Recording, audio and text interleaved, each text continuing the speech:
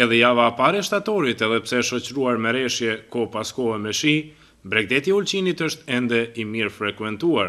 Sipas të dhënave të fundit nga organizata turistike e Ulqinit, aktualisht në Ulqin po qëndrojnë afro 4.000 turistë të regjistruar.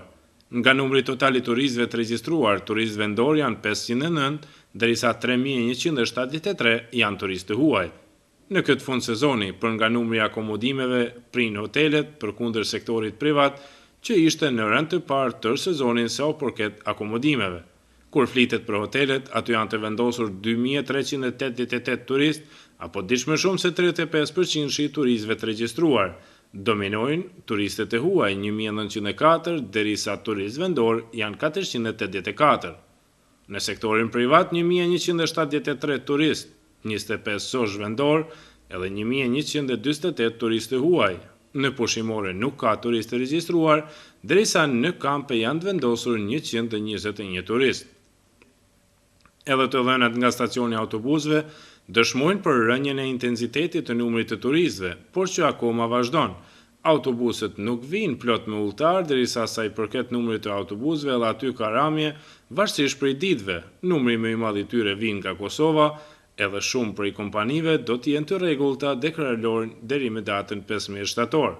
Sipas raportit të pikës kufitare Sukubin Moriçan, që nga 1 gushti, nëpërmjet kësaj pike kufitare kanë kaluar plot 119.475 automjete, vetëm në javën e fundit mbi 20.000 automjete, e që si shifër mund të arsyetojë edhe ndonjë pritje për të kaluar kufirin.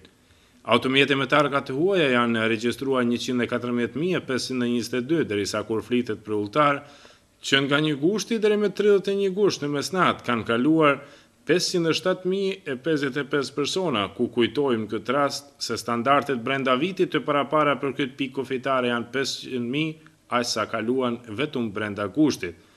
Prej tyre, afro 10.000 ishin udhëtar vendas, duke krahasuar këto numrin e automjeteve dhe udhëtarëve që kanë kaluar këtë pikë kufitare me vitin e kaluar në të njëjtën periudhë, shënohen rritje, tek automjetet 18%, derisa tek udhëtarët 25%. Sezoni i verës përveç turizmeve dhe tollovive, të zakonshme sjell punë edhe intervenime edhe më shumë për zjarrfiksat, por siç deklarojnë nga shërbimi i mbrojtjes dhe zjarrfiksave, fal kushteve klimatike, javën e kaluar kanë kaluar të qetë.